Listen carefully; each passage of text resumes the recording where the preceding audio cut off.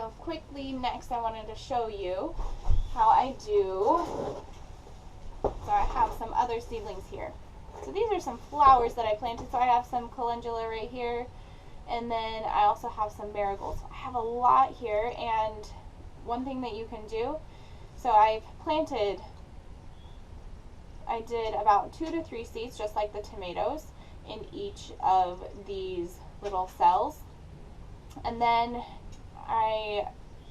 so what you can do is you can find the biggest ones, the ones with the most leaves, the ones that look like they're going to survive the best, and then you can weed out the other ones. You can just pinch them off, and then you just have one growing per cell. I want all of the flowers that I can possibly get because I have a big plan for them. And so what I am going to do is I'm going to transplant these into bigger containers. So I have a little container here, and it already has an M on it so that I know that this is a marigold. And so I already know that my first row right here is calendula and my last 2 rows are marigolds. So what I'm going to do is I'm going to fill this with the soil I have over here.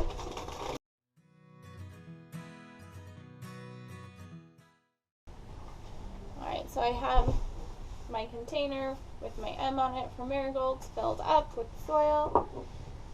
And then I'm going to use a butter knife to get these out because it can be a little bit tricky. So what I'm going to do is I'm just going to slide the butter knife right between the plastic container and the soil, and I'm going to lift it out. And so I have 3 seedlings here. This one is very tiny. I'm not sure that I want to keep that one. It doesn't even have any true leaves on it, so I'm going to just set it right there. But these 2 look really good. So as you can see, they already have roots on them. So what I'm going to do, and you need to be very careful when you're doing this so that you don't crush the stem of the seedling, is I'm going to poke a little hole. You could use your pencil for that as well. Make sure all those nice roots get in there. Put the seedling in, and then put dirt around it, cover up the hole, and there you go. So I'm just going to go ahead and repeat that. And I can do more than 1 seedling in this because it's a bigger pot. So this one is cool because it still has the seed attached to the bottom. Just stick it in, cover it up.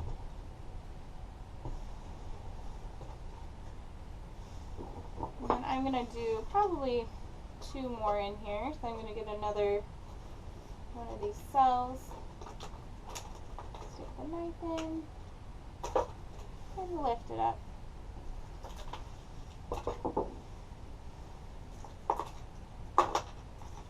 Be careful as you break the roots apart so that they don't tear.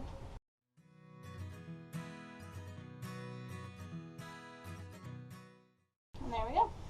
So this way I'm able to keep as many seedlings as I can instead of just having 1 per cell on here. I had to plant more than 1 in each of these cells so that A, because I don't have enough room in my house to really have a lot of seedlings, and B, I wanted some of the seedlings some of the seeds didn't germinate. That means that they didn't produce a plant.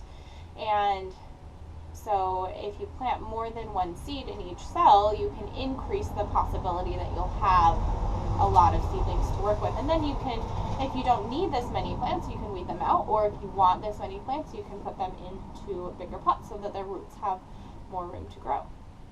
Alright, so I'm going to go ahead and finish this project, and thank you for joining me today. And I will have a document on our website that you can, with all of the instructions on how to do this and the materials that you need to do an egg carton seed starter right here.